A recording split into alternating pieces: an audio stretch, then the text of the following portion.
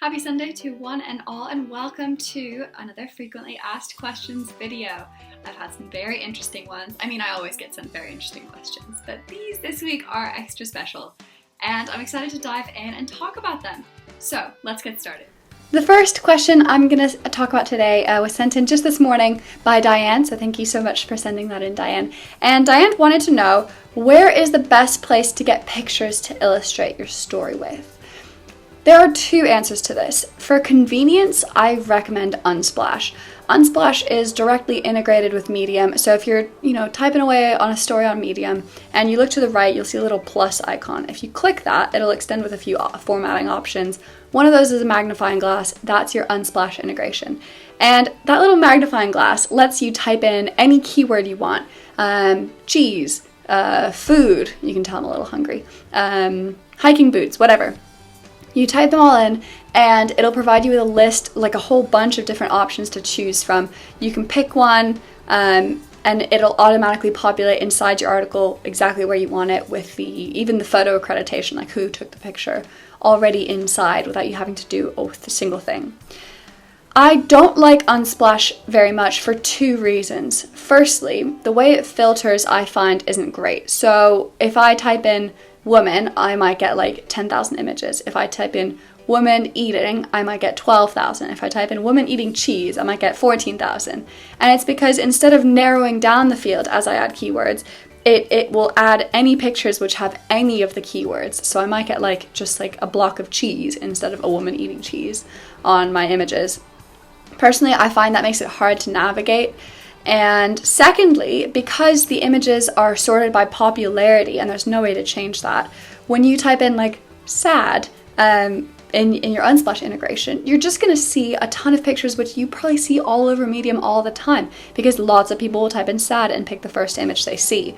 So if you want to find something a bit more original or a bit more unique, you have to scroll back 10,000 pages. It takes forever, and there's no guarantee that you're going to find something good. So for those two reasons, I prefer to use Pixabay, Pixabay.com. Pixabay is great because it deals with those two issues really well. First of all, you've got more filtering options. So the more words you add, the more narrow your filter is going to get. I can type in women hiking boots and get maybe just 3 or 4 images of women wearing hiking boots. That's great. That's exactly what I want for my article. You can filter by popularity or by the latest images, so I do that a lot if I want something really fresh that I've not seen anywhere else. You can filter by size, so if you want one that's horizontal rather than vertically oriented, that's really easy to do.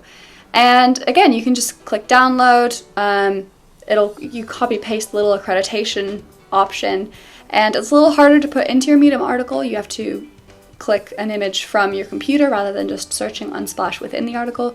But it's easy, it's doable, and I think it gives you a lot more options for a lot more specific, a lot fresher images.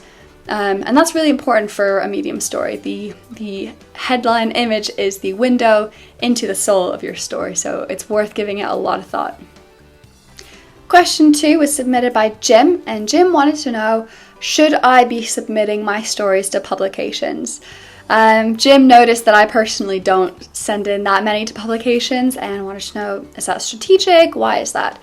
So Jim and everyone else who's interested, the reason I don't submit to publications is twofold. First of all, I'm impatient. I like to publish twice per day, and I like to be in control of when I'm publishing stories. When you send a story to a publication, you kind of lose control. They can reject it outright. They might not publish it for a week. They might publish it tomorrow when you already have 2 other stories queued up. So it's out of your hands when that story is going to hit the great World Wide Web. Secondly, I think some of the publications are a little overrated. Now, the reason people submit to publications is because it gives you a chance to reach people who don't follow you, but follow the publication. So for example, the startup has, I want to say 500,000 followers. I've got 4,000, not even close to the same number. So if I submit something to the startup, it might get more eyeballs, it might get more people looking at that who potentially would be interested in following me and seeing my stuff after. However, in my experience submitting to bigger publications, I find the results are not that good. Unless you're really specific about the kind of story that you're submitting to these places, I don't think there's going to be a huge result. So like for the startup, you want to be focusing more on stories that have to do with startups, with entrepreneurship, with working hard, that kind of culture, because the people who follow the startups are interested in those stories. So if you send one about, I don't know, like a love story, people might, like the startup might accept it, but nobody who follows the startup is going to be interested in reading that, and they might even be a bit like, why is this person talking about love? It's the startup. So those are the two reasons I don't, because I like to publish whenever I feel like it, basically, and also because I think a lot of the bigger pubs especially don't get a huge amount of engagement. That being said, there are a lot of really great smaller publications which have amazing engagement rate. You can submit to them. The editors tend to be much more friendly because they're a lot less busy, and they have a more niche audience, so you have to be really targeted with the kind of story you want to submit to them. But if you get in, you're going to be guaranteeing that you've got an audience of really engaged, really focused readers who love the publication, and they're going to love your story too. So that takes time, it takes research. You have to be much more narrow about the kind of story you want to write, and I prefer writing about, whatever I feel like rather than any particular one publication.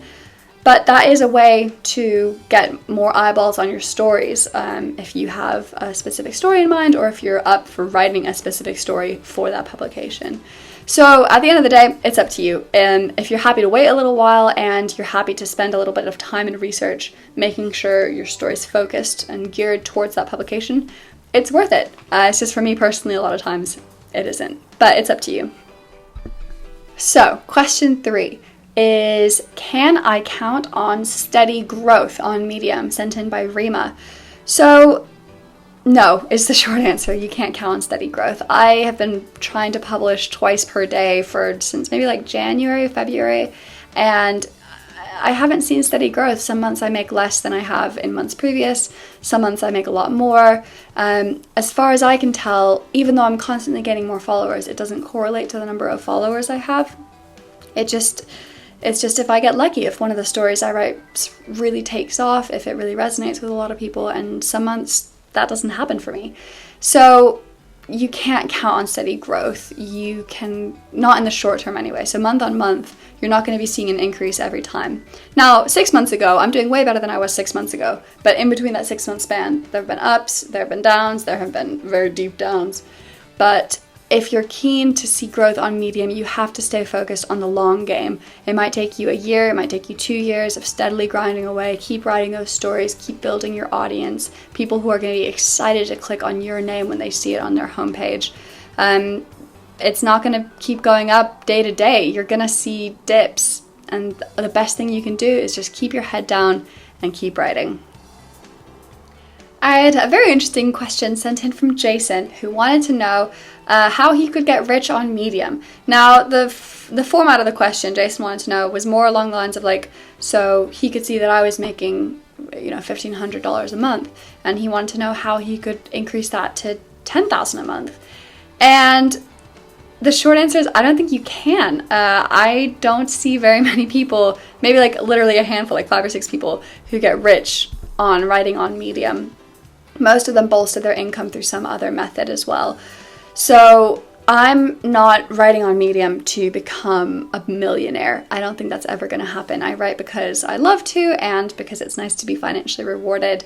But I don't think people can get rich on Medium. Firstly, there's a lot we don't know about the Medium payment scheme. For all I know, there's a cap on number of people who earn over $100 a month, and they kind of distribute the payment along those lines rather than just giving it based purely on engagement. It might be that they have a limit on the absolute peak that somebody can earn, or number of people that are earning over $10,000 a month. I don't know. So there's going to be stuff like that where you just don't know if they obviously can't give $10,000 to every writer on Medium.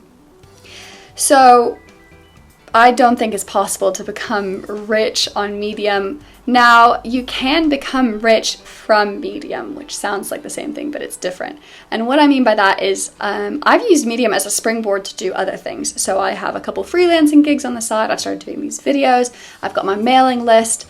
all of that came, I've got even like a website now, all of that came as a direct result of writing on Medium. People reaching out to me wanting to publish my stories on their websites. People talking to me and saying, it'd be great to see your content regularly, set up a mailing list, like why don't you have a website yet? Those opportunities came to me through Medium, and it's possible that if I work hard at those, as hard as I have on Medium, that I will one day become wealthy from those creative pursuits, which is really exciting for me to follow and see where that goes. But writing on Medium, I don't think is ever going to make me more than, a couple $1,000s a month, which is a lot, but not enough to become wealthy. So I'd say if you're looking to get rich on Medium, focus more on the opportunities rather than the monthly paycheck. The last question I'm going to talk about today was sent in by Susie. Thank you so much, Susie, who wanted to know how I handle burnout. This one's near and dear to my heart, especially in the last few months. I've had a lot of stuff going on, and it's hard to keep up publishing twice per day, to be totally honest with you. And I feel almost guilty when I don't do it, because I feel like I've set these standards for myself, and I like to see those stats keep going in the right direction. And if I don't publish twice per day, they immediately take a dip, and that has an impact on me, on my mental health. Nevertheless, I can't write twice per day every day. I don't have it in me. I don't have the time. I don't have the stories. I just can't do it. So recently I had a period where I couldn't bring myself to write. I didn't have any stories, and I've always been very focused on making sure that writing is fun for me. It's not something I do because I have to. It's something I do because I love doing it and it's fun for me and I want to do it. So the way I handle burnout is I don't push it. I don't force myself to write if I don't want to. I understand that it's a natural process. I try to be kind on myself, like knowing that the stats are going to go down, knowing that monthly paycheck isn't going to be as big, knowing that's not a reflection of my quality as a writer. It's just a reflection of my circumstances, which I can't control. And I wait to become inspired again. There are things you can do to actively encourage inspiration.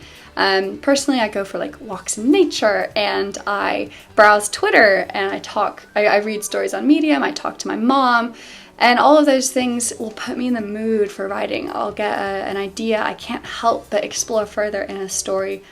And that's how I handle burnout. I treat myself with kindness. I try to go in with a lot of understanding, and I wait for inspiration to come back to me. Big thank you to everyone who's watched this so far. I love doing these videos, and I love getting these questions. So yeah, I hope you enjoyed this video. Definitely leave me comments, subscribe if you like this kind of stuff, and I'll see you in the next one.